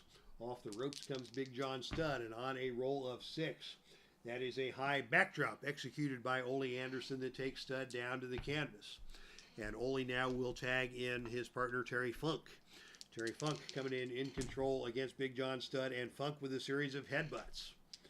Funk, another one willing to endure whatever pain it takes to inflict whatever punishment he can. Terry Funk now with a big attempt at a body slam. Studd's not having any of that. And Studd is able to reach over and tag in CURT HENNIG. And now it is Hennig and Funk toe-to-toe in the center of the ring. And it is Funk who comes out with a takedown and a head scissor applied. Good mat technique there by Terry Funk. And Funk now with a series of chops to the chest, punishing CURT HENNIG. Hennig finally able to reach over and tag into the Nature Boy Ric Flair. Woo! Flair coming in against Terry Funk, and these two are spitting fire at one another. It's Flair attempting a reverse atomic drop, a choice F maneuver. He'll need a roll of 7 or lower to hit that, and indeed he is able to hit the reverse atomic drop. Flair quickly going for a cover, pull of the tights. Can he get him on Snake Eyes? No. A little mind game being played there by Ric Flair, much to the surprise of no one. They came out looking spiteful to each other, and at the first opportunity, Flair tried to pin Terry Funk by the pull of the tights and almost got him. Flair now goes right to the figure 4. Oh my goodness, how about that? Figure 4 applied. It's a 0 finisher on Funk. It'll take a 3 to subdue him, and he will not be subdued, but Terry Funk takes a point of knee damage and a point of fatigue as Ric Flair has come into this ring and taken control. And Flair now goes back to the figure 4 yet again. And now the submission roll is 5 or lower. And on a roll of 5, he may have to tap out here. Jimmy Hart's going to have to intervene, or Funk's going to have to tap out. And on a roll of 9, Hart attempts to smash the opponent with the megaphone, but accidentally hits his own wrestler. Hart's wrestler adds 1 to his pin, and then the opponent continues his attack. So Funk is struck by the figure 4. Flair rolled out of the way, having to give up the figure 4. But Funk takes the microphone shot, and Flair now is going to bring in Big John Studd for a double team on Terry Funk, who is fallen. And oh, on a roll of 11, that's a botch. Oh no, this is crazy. It is a botch for Hart, and now a botch for Flair and Studd. As your partner holds the opponent and you propel yourself off the ropes for a running shoulder tackle, the opponent ducks and you collide with your partner. Funk now with a chance here as Studd and Flair collide. Funk now has a chance on offense, and he drops Flair with a neck breaker. That's going to cost Flair a point of fatigue. And Funk is going to tag in Stan Hansen to this match. So Funk very nearly tasted defeat in the opening moments of this match, as it is Stan Hansen now coming in, and it is Hansen immediately going for a slingshot elbow drop on a choice G. Choice G, so that can be a death jump or a power roll of 7 or lower. The death jump is a B. So yeah, we'll go for the slingshot elbow drop off of the death jump chart, and that was a mistake as Flair catches Hansen going up, and Flair takes Hansen down to the canvas, and Flair now in control with a knee clip. Flair clips the knee of Stan Hansen, and that will cost Stan Hansen his first point of knee damage. Hansen hobbles to his feet, and Flair is going to make the tag into Big John Studd, this time the old-fashioned way. Studd coming in control against Stan Hansen, and Studd with a big headbutt. And Hansen is going to fire right back with a headbutt of his own. Studd goes down, and a big elbow drop delivered by Stan Hansen that stuns Big John Studd. Hansen in control. Hansen now goes with his snapmare into a sleeper hold, but Studd is able to work his way back up to his feet. They come together in the center of the ring, and it is Studd with a series of clubbing forearms onto Stan Hansen. Studd making the quick tag into Curt Hennig, and Hennig now with a standing drop kick nails Stan Hansen, and Stan Hansen tumbles out of the ring and down to the arena floor. Hansen out of the ring on a roll of 7. That's the best man win rolls, and Hansen has the advantage on the arena floor, so it is Hansen who drops the throat of Curt Hennig across the security railing onto the steel, and Hennig now has been stunned. Hansen in control. Hansen now comes with a Brazos Valley backbreaker, and Hennig is hurt. Hansen going to tag in Ole Anderson. Ole Anderson coming into the ring with a big elbow drop, and Hennig is still hurt. Ole Anderson in control now with a sneaky double team move. They're going to go for the cover. The pin roll here is Snake Eyes. And on a roll of 10, Hennig able to kick out. Hansen now once again the legal man in the ring as Hennig is down. And it is Hansen with a big power bomb. Hennig stays down. Hansen now follows that up with the Brazos Valley backbreaker again. The pin roll here is 3. And oh, on Snake Eyes, he may get him. This could be trouble here. Bobby Heenan is going to try and interfere. And on a roll of 4, Heenan slips a foreign object to his wrestler, who decks the opponent with it. Opponent rolls pin. So Hennig took the backbreaker. And we'll say that that from the ring apron, John Studd gave Hansen a wallop with a foreign object. In this case, it was a video monitor. Bobby Heenan handed the video monitor to Big John Studd, who used it to wallop Stan Hansen. Hansen now down. Hennig can get a pinfall here on Snake Eyes. He will not get the pinfall, as Hansen able to kick out, but Hansen has been struck by the TV monitor, courtesy of Big John Studd. And now Studd tags himself into the ring. He is the legal man. And now it is Studd with a backbreaker. The pin roll here is 6. Ole Anderson will attempt the Jimmy Hart will attempt the distraction on 2 to 7, and on 8 the distraction is unsuccessful. The pin roll here 6 or lower, and on a roll of 9, Hansen able to escape. But the Whatever We Want team is down to their final pin save, as Studd is still in control here against Big Stan Hansen. He hits the backbreaker again, and now the pin roll will be 7. It's Ole Anderson making the pin save attempt, and on a roll of 9, he cannot get there. And on a roll of 9, Hansen is able to survive once again. So the pin save unsuccessful. Hansen takes another point of fatigue. And now Whatever We Want is out of pin saves. Ric Flair is coming into the ring now for a double team. And on a roll of 10, it is a deadly elbow smash delivered by Ric Flair. Flair wants to get some more of this feud, and Flair now gets a knee breaker on Stan Hansen. That's going to cost Hansen another point of knee damage. And Hansen rolls out of the ring and down to the arena floor.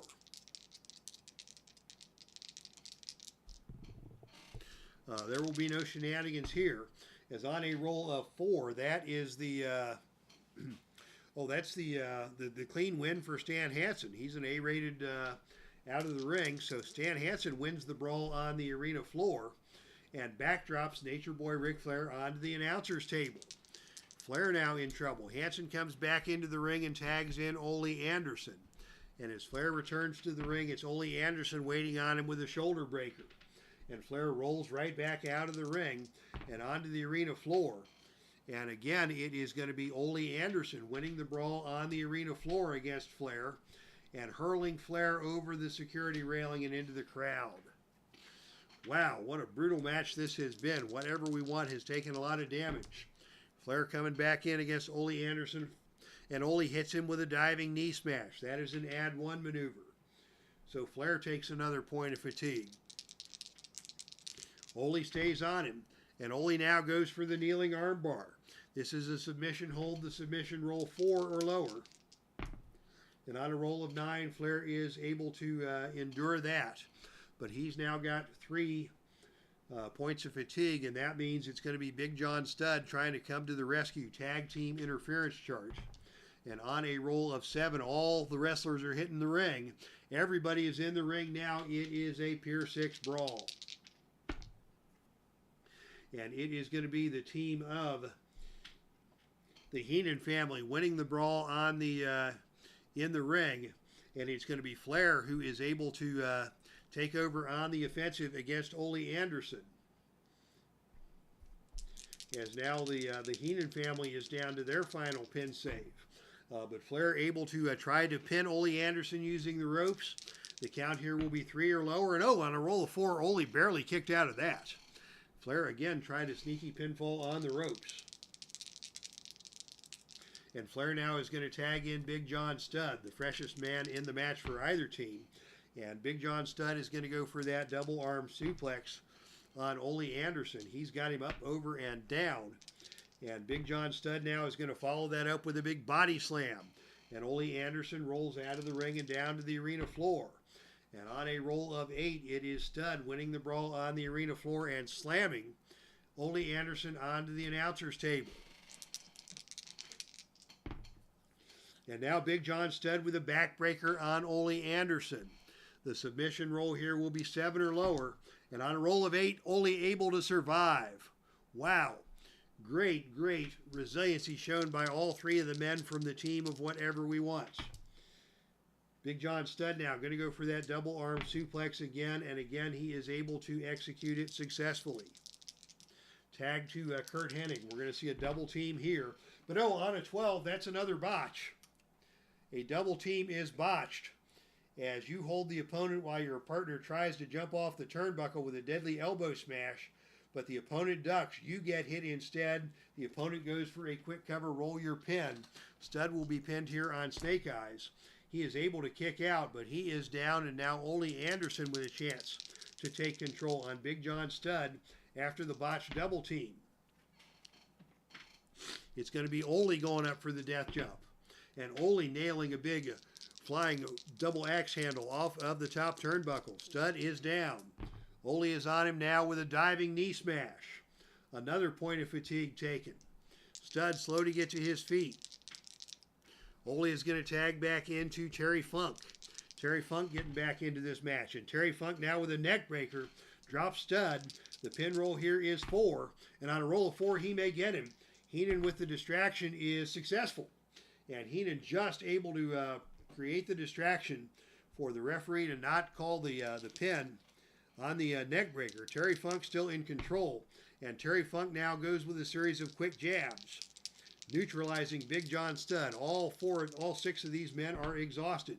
And Funk now with another neck breaker puts Studd down onto the canvas. Funk is going for a spinning toe hold. He will get a submission here on 6 or lower. And on a roll of 6, he got him. Terry Funk has just submitted Big John Studd with a spinning toe hold. And the team of Whatever We Want has won the confrontation against the Heenan family. Terry Funk gets the win with a spinning toe hold. And after a match of this magnitude, we are going to the feud table to see what happens next. Your team has won the match. Roll 2 dice to see what happens. The roll is 9. You're attacked by an ally of the opponent. All of a sudden, an ally of yours rushes to the ring and a wild brawl involving all 4 men erupts. It takes the entire security force to break it up. When the smoke clears, the commissioner books the 4 wrestlers in a tag team super match in the future. So the feud is not over between these factions. It'll be Terry Funk and Big John Studd in tag team action. Probably Studd and Hennig, probably Funk and Stan Hansen, the 2 Texans, as this feud will continue on into the summer. All right, a couple new folks joined us in the chat room. Superbloon1971, good to see you. My good friend Mike Fortune, Mike's favorite tag team of Ole Anderson and Stan Hansen, victorious here tonight in the feud match.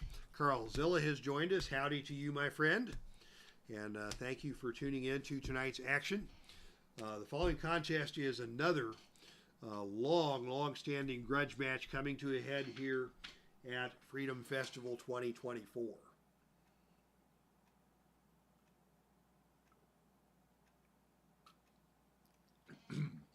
Ladies and gentlemen, the following contest is scheduled for one fall to a finish with no time limits, no disqualifications, no holds barred. The loser of this match will be forced to leave Heartland Ladies Wrestling,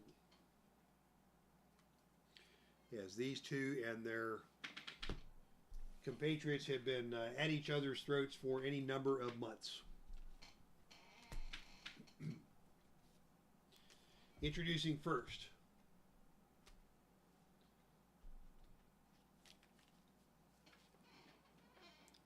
from San Juan, Puerto Rico. She stands at 5'4", weighs 115 pounds. This is IVELISSE. IVELISSE accompanied to the ring by her second, Joni Lauer.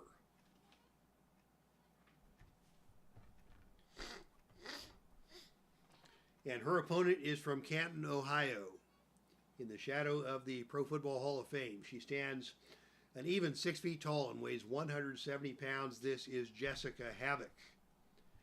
And she will be seconded by Courtney Rush. So Courtney Rush is just plain crazy, a.k.a. Rosemary.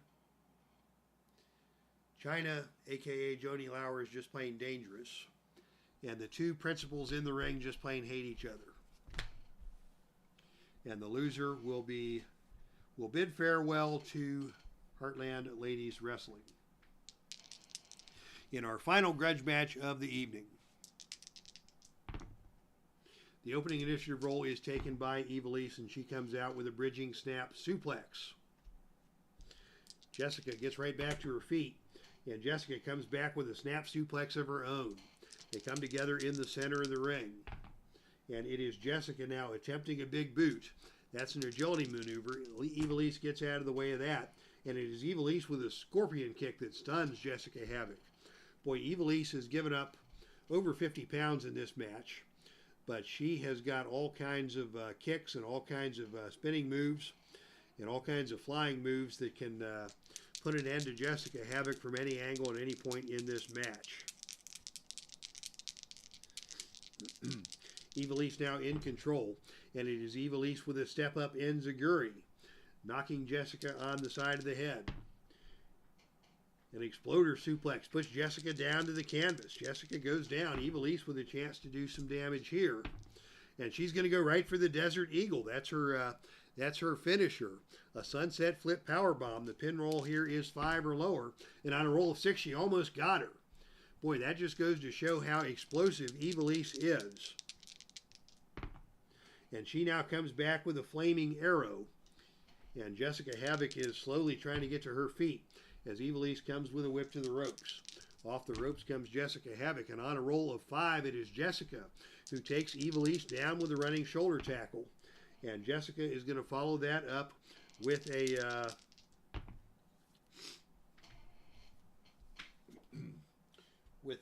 belly-to-belly suplex that puts IVELISSE back down onto the canvas. Jessica going to try that move once again, and once again she hits it. And Jessica now with a triple kick combo. That is punishing. Jessica, for a big gal, has some athletic ability as she punishes IVELISSE with those kicks. And now she goes back to the belly-to-belly again, and again takes IVELISSE down. And IVELISSE is stunned. Rosemary cheering on Jessica at ringside as Jessica goes for the triple kick combo again. IVELISSE starting to show signs of taking all of that punishment. Here's another belly-to-belly down to the canvas. And IVELISSE finally able to get to her feet this time. But as they come together again, it is Jessica HAVOK with a running leg drop that stuns IVELISSE. Jessica now goes for a big sidewalk slam. IVELISSE hits the canvas hard and rolls out of the ring and down to the arena floor.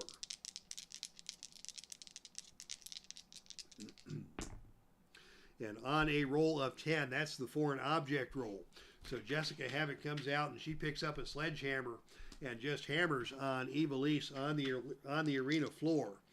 Joni Lauer coming over to try and put a stop to that as the referee disarms Jessica, but the damage has been done. And as they come back into the ring, Jessica is going to pull IVELISSE back out to the arena floor once again. And we'll not see any shenanigans yet. But on a roll of 8, Jessica wins the brawl on the arena floor and Irish whips IVELISSE into the ring barricade. So IVELISSE taking some damage here as Jessica now takes her out of the ring yet again. Still no shenanigans as of yet, but this time it is a huge move by Jessica HAVOK, slamming the head of IVELISSE into the ring apron, and that is going to cost IVELISSE a point of fatigue. Both women now taking fatigue.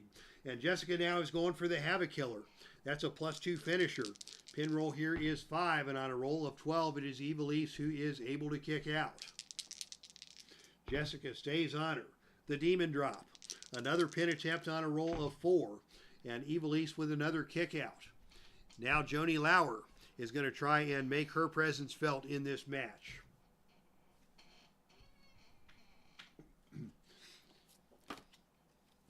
As we go to the outside interference chart, with Joni Lauer coming in. And on a roll of 11, it is your ally storms the ring, but the opponent wins the ensuing brawl and throws your ally out of the ring. So it is Jessica who clotheslines Joni Lauer out of the ring. Joni is going to take a face full of the green mist from Rosemary. And it is Jessica now who is able to hit the HAVOK killer once again. The pin roll here is 7. Goodbye, IVELISSE. All right, so Jessica HAVOK with the HAVOK killer. Give the assist to Rosemary as Joni Lauer unsuccessfully intervenes. And using the HAVOK killer, Jessica HAVOK is able to take out IVELISSE and win this grudge match. Say goodbye to IVELISSE from Heartland Ladies Wrestling. So congratulations to Jessica HAVOK. Give the assist to Rosemary, a.k.a. Courtney Rush, for that big victory here in tonight's Ultimate Grudge Match event as IVELISSE says goodbye. All right, and now it is time for our 2 World Championship matches. I'm going to take a break for about 20 seconds or so, maybe a little longer, to get a drink and refresh a little bit here. And we will be right back with our World Championship matches here from Freedom Festival 2024.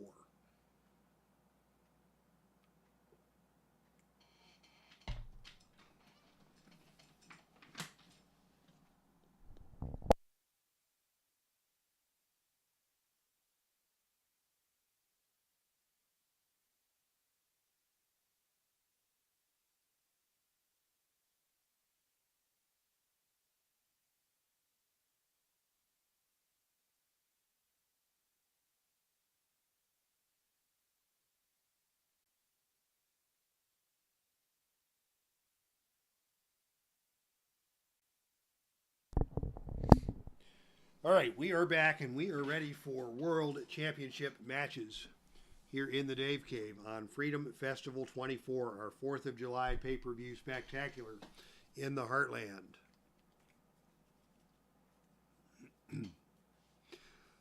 Good question from Mike Fortune. Hello, Mark Ferguson. Welcome. As long as Joni stays, I'm good.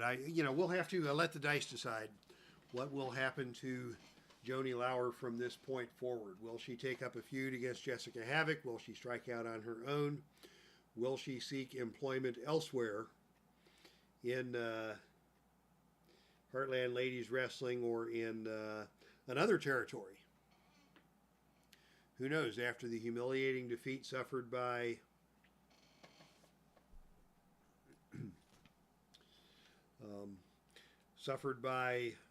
the Heenan family,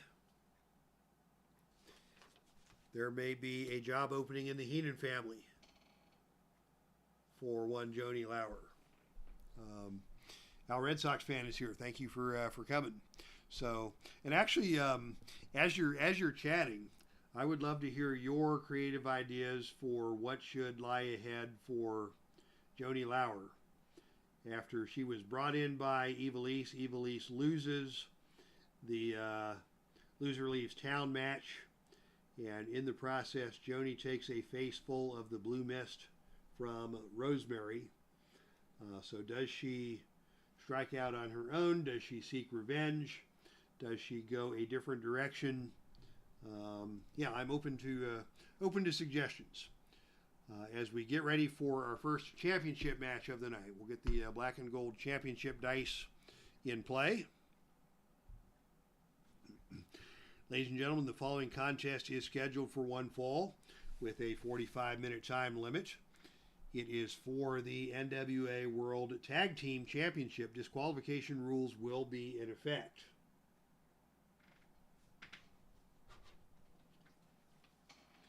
Introducing first the challengers, accompanied to the ring by James E. Cornette.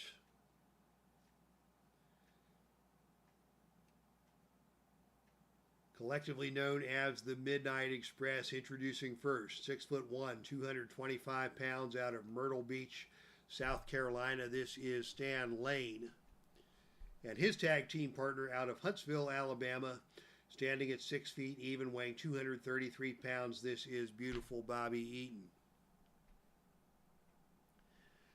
And their opponents are your reigning and defending NWA World Tag Team Champions. Introducing first out of Auckland, New Zealand.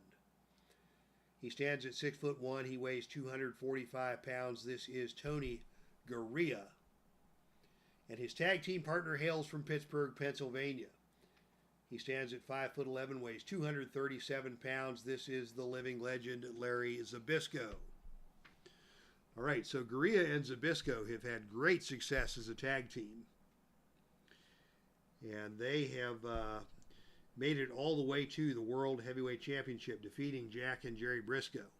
And of course, what more can be said about the Midnight Express, as they too are tag team legends and have been holding the Atlantic Tag Team Championship for over 1 year.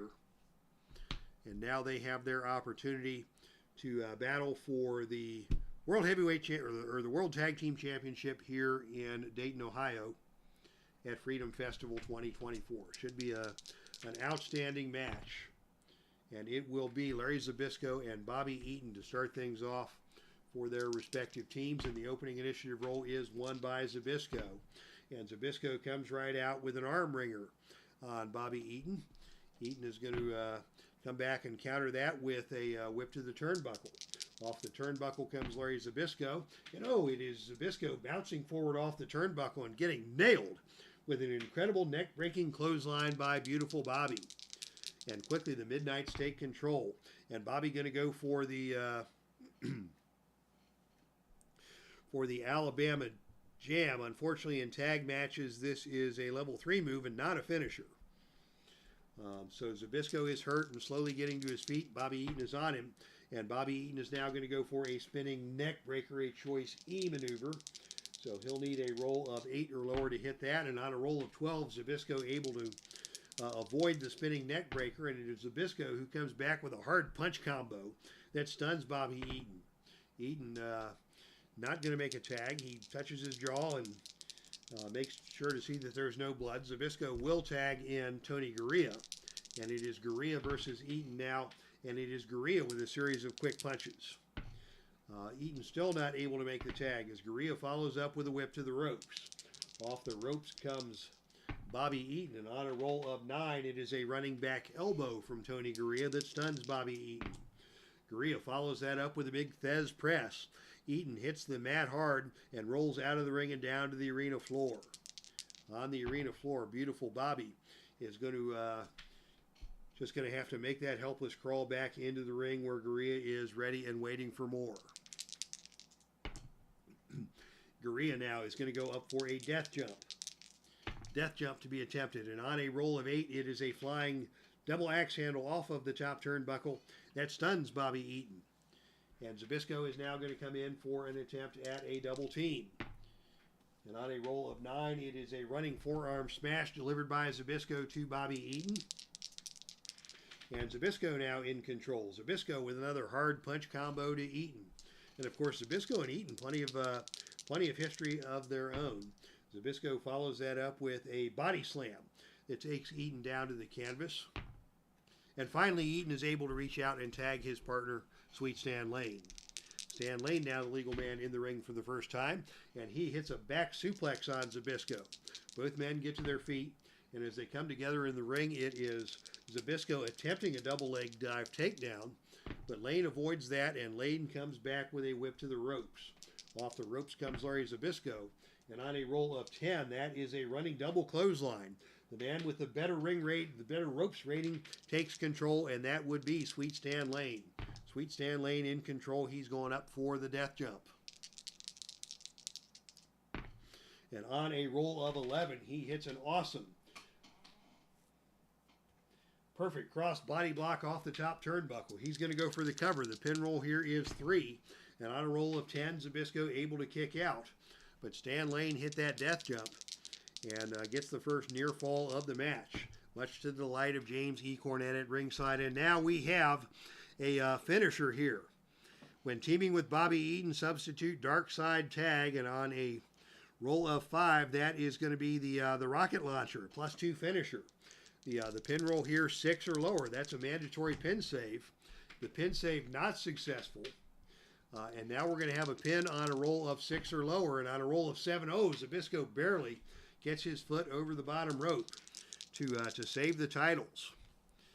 As a very high impact double team move by the Midnights has got ZBYSZKO in trouble. Eaton now the legal man in the ring. They go now for the Vegematic. That's a +3 finisher. GAREA is going to have to try the pin save here. He cannot get there. The pin save, the pin roll now 7 or lower. And on a roll of 5, he got him. Ladies and gentlemen, history has been made here in Dayton, Ohio. We have new NWA World Tag Team Champions. As beautiful Bobby Eaton with the Vegematic has pinned Larry ZBYSZKO, and the Midnight Express are your new heavyweight, your new tag team champions. Jim Cornette is jumping up and down at ringside like a crazy man, celebrating. Eaton and Lane celebrating as Tony GAREA and Larry ZBYSZKO come up short. Congratulations to the Midnight Express, your new NWA World Tag Team Champions, much to the delight of Mike Fortune at ringside, who called it. All right, getting ready for our final match, our main event of the evening. Call Mama Cornette. All the drinks are on her tonight. As it should be, says Carl Zilla. The fans here in the Dave Cave are celebrating the Midnight Express, even though they're the heels. Who doesn't love the Midnight Express? Those guys were just the ultimate tag team combination, probably my favorites of all time.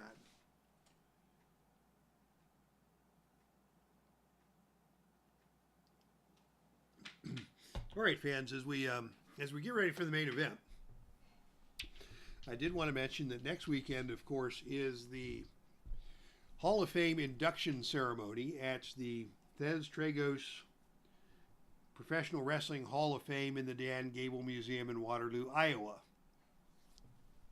I will have the opportunity to drive down there. It's only 3 hours down the road for me, so I'll be driving down for a day of festivities and the induction banquet on Friday night. And I'm curious if anybody else is going to be there. If you're in the chat room and planning to be there, please say a few words, and we will look forward to gathering next weekend. Of course, Chad Olson, often the master of ceremonies at the Wrestling Hall of Fame, as he is a volunteer and at the hall, and just a very passionate wrestling fan and a good dude, and looking forward to Chad Olson, Corey Olson, Tim Dalton should be there next week. Hopefully Stu Lowry will be on hand.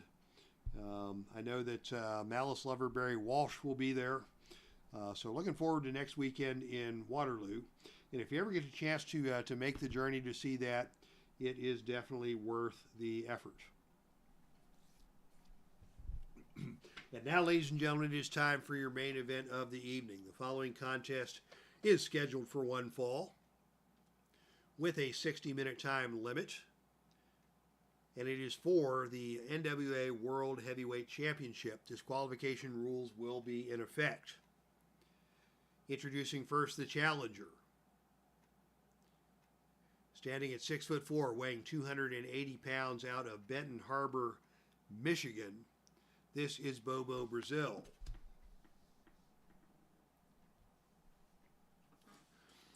And his opponent is your reigning and defending NWA World Heavyweight Champion out of Sweetwater, Texas.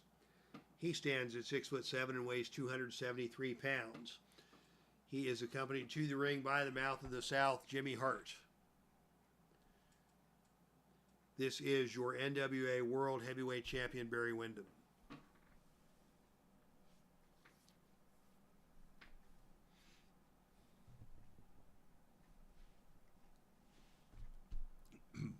So yeah, Mike Fortune was there last year at the Hall of Fame.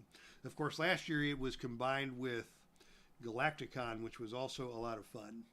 And given the fact that the Hall of Fame is within driving distance for me, and Galacticon would require a plane flight, Also, Galacticon fell right over or right after the weekend of Play.con out in Denver. So I did miss going to Galacticon this year, but just could not fit that in. And looking forward to the Hall of Fame next weekend instead. All right, WINDHAM and BOBO Brazil set to do battle here.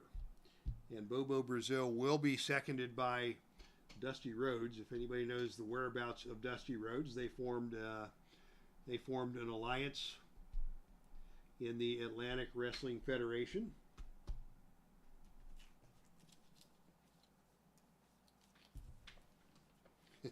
And Dusty has disappeared, must already be out painting the town of Dayton, Ohio in celebration of his victory earlier in the evening. Here's Dusty. So Dusty will be at ringside to watch the back of BOBO Brazil against any unwanted intrusions from any members of the Whatever We Want stable. Just to keep it fair, WINDHAM and BOBO are going to settle this in the ring here tonight.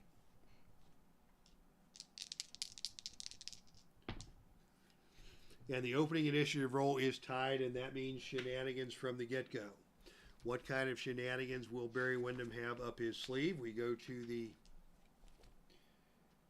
face to the match booklet to find out. The roll is 3-3. Is the wrestler powerful?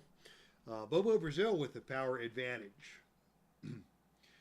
So the attempt by Barry Windham to smash BOBO Brazil with the title belt is unsuccessful. And BOBO intercepts the title belt. Perhaps he got a warning from Dusty Rhodes as to what was going to happen. So Windham tries to smash BOBO with the title belt. BOBO gets out of the way of that. And as the match opens, it is BOBO in control with a front face lock. Windham tries to get out of the way of that. And Windham, with a series of European uppercuts, is able to break free and stun BOBO Brazil. Windham follows that up with a big drop kick, but BOBO got out of the way of that. And BOBO now takes over control with another front face lock. BOBO trying to keep the pace of this match slow and use his power to his advantage, as Windham now is able to slide his way out of the front face lock and push BOBO into the ropes. Off the ropes comes BOBO, and a big power slam executed by Barry Windham that takes BOBO down and out of the ring and down to the arena floor. So Windham reversed that front face lock into a big whip to the ropes and a power slam. BOBO rolls to the arena floor. And on a roll of 6, it is BOBO who pulls Barry out of the ring. And it is BOBO who Irish whips Barry Windham into the ring steps.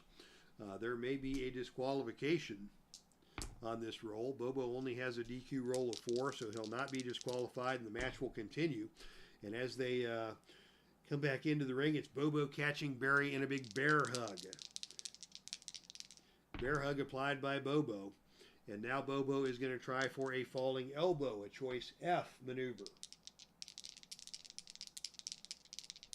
So he'll need 6 or lower to connect on that, and on a roll of 5, he is successful in catching the falling elbow. And BOBO is going to follow that up with a flying drop kick of his own. What an athletic move for that 280-pound man. Both these men upwards of 270 pounds in this big match. And now here is a front face lock again applied by BOBO as he tries to slow down the pace of the match. And BOBO with a series of forearm smashes to hold Windham at bay, continuing to smash away with the forearms. And now Barry Windham is hurt. And BOBO is going to follow that up again with an attempt at a falling elbow. This time, Barry Windham rolls out of the way of that, and it is Windham who is able to take over control. And Windham hits another big power slam, and that is going to cost BOBO a point of fatigue.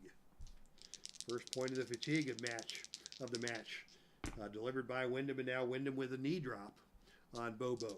BOBO gets to his feet. Windham stays on him with a sleeper hold. Sleeper hold applied. Can he put his lights out? He can put his lights out on Snake Eyes, but on a roll of 6, BOBO is able to survive the sleeper hold. Windham maintains control, and now Windham is going to pitch BOBO Brazil out of the ring and down to the arena floor.